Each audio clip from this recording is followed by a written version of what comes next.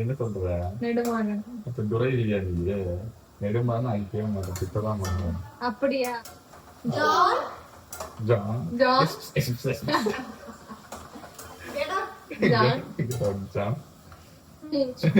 Nedumaran training John.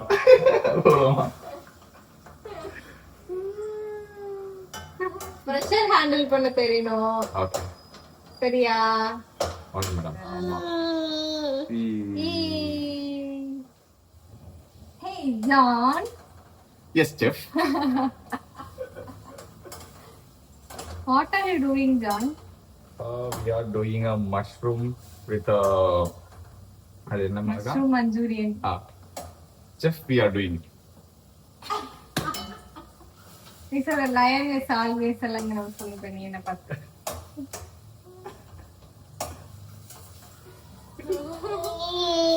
சொல்லு. Lion is always a lion. His memory power is more than you and mine. நான் தான் நெடுமாறன், என்கிட்ட சொல்லக்கூடாது. Hi எல்லாருக்கும் வணக்கம், welcome back to our channel SimplySofi.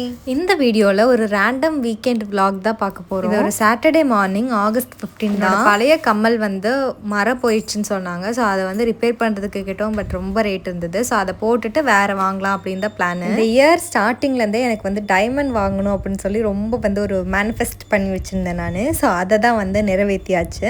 So அந்த பழைய கம்மலை போட்டுட்டு அந்த ரேட்டுக்குள்ளே என்ன கம்மல் இருக்கோ அதுதான் நான் வந்து வாங்கிட்டு இருந்திருந்தேன். மேனிஃபெஸ்ட் பண்ணி ஒரு விஷயம் எனக்கு கிடைச்சதுன்னா அதில் இதுதான் ஃபர்ஸ்ட்.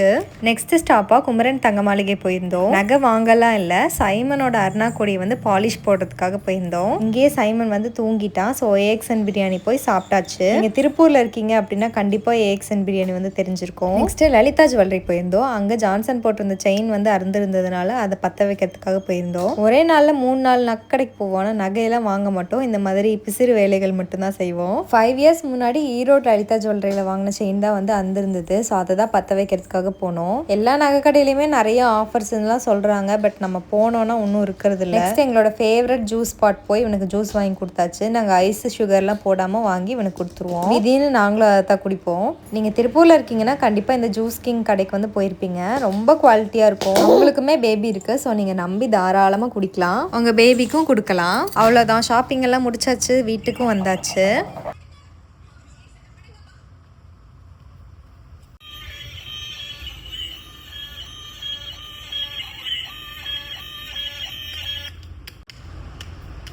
கண்டிப்பா போடுவேன்.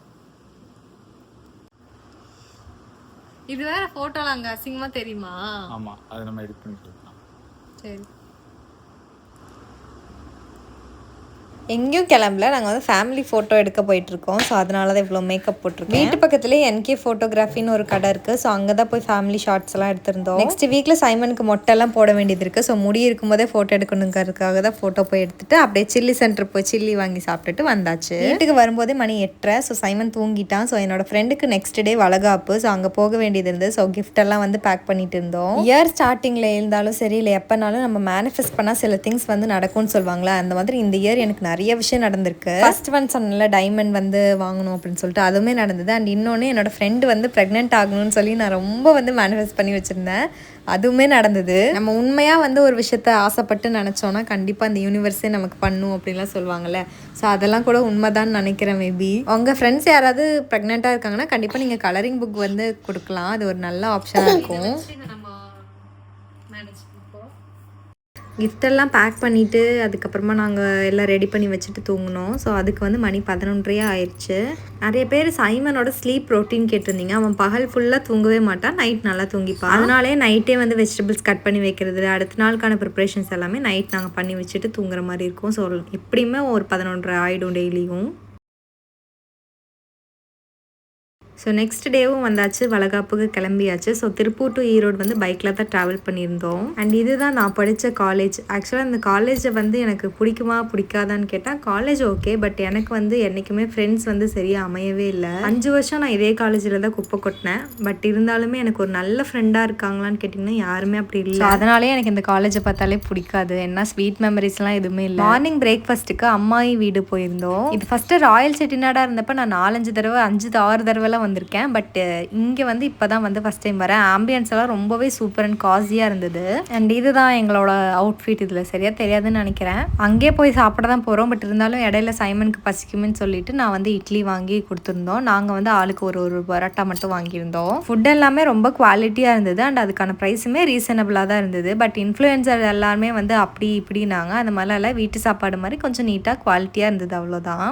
எல்லாமே சூப்பராக இருந்தது, அவ்வளோதான். பட் வந்து அப்படியே ரொம்ப ஹைப்பு கொடுத்து வச்சுருந்தாங்க. பட் அந்த அளவுக்குலாம் வர்த்தலாம் இல்லை, எப்பவும் சாப்பிட்ற வீட்டு சாப்பாடு மாதிரி தான் இருந்தது. ஏன்னா நான் இங்கே ராயல் செட்டிநாடாக இருக்கும்போதுமே வந்து நான் சாப்பிட்ருக்கேன். அங்கே அப்போ எப்படி இருந்ததோ அதே மாதிரி தான் இப்போயுமே இருக்குது. பெருசாலாம் ஒன்றும் டிஃப்ரென்ஸ்லாம். பட் ஆம்பியன்ஸ் வந்து கொஞ்சம் சேஞ்ச் பண்ணியிருக்காங்க. முன்னாடி இருந்தப்பவும் நல்லா தான் இருந்தது. பட் இதாக இன்னும் கொஞ்சம் வந்து காசி அண்ட் ரிச்சாக பண்ணியிருக்காங்க, அவ்வளோதான். அண்ட் அவ்வளோதான், என்னோட ஃப்ரெண்டோட வளகாப்புக்கு வந்துட்டோம். இவன் வந்து எனக்கு 7th ஃப்ரெண்டு. நான் ஷேர் பண்ணாத விஷயமே கிடையாது, எல்லாமே ஷேர் பண்ணுவேன். நம்ம லைஃப்பில் வந்து நமக்குன்னு ஒரே ஒரு பெஸ்ட் ஃப்ரெண்ட் இருப்பாங்களா, அந்த மாதிரி ஆள் தான் அவன் எனக்கு. நிறைய பேர் வருவாங்க, பட் நம்மளை பற்றியெல்லாம் கேட்டுப்பாங்க, அவங்கள பற்றியெல்லாம் எதுவும் சொல்லவே மாட்டாங்க. பட் எப்படின்னா நம்ம எல்லாமே ஷேர் பண்ணுவோம். பட் அவங்க நம்மக்கிட்டேருந்து நிறையா சீக்ரெட்ஸ்லாம் வச்சுப்பாங்க, நம்மளை மட்டம் தட்டுறது இந்த மாதிரிலாம் தான் இருப்பாங்க எனக்கு. பட் இவ வந்து அப்படி கிடையவே கிடையாது. 2 பேருமே எல்லாமே ஷேர் பண்ணிட்டு இருக்கிற மாதிரி ஃப்ரெண்டு. போன வருஷம் ஆகஸ்ட்டுக்கு என்னோட வளகாப்புக்கு அவள் வந்திருந்தா, இந்த வருஷம் நான் அவளுக்கு போயிருக்கேன். அண்ட் என்னோட வளகாப்புக்கு ஃபுல் சாப்பாடு செஞ்சதே வந்து இந்த பொண்ணு தான். 7 வகை ரைஸு, ஒயிட் ரைஸு, சாம்பார், பொரியல், அப்பளம் எல்லாமே ஒரே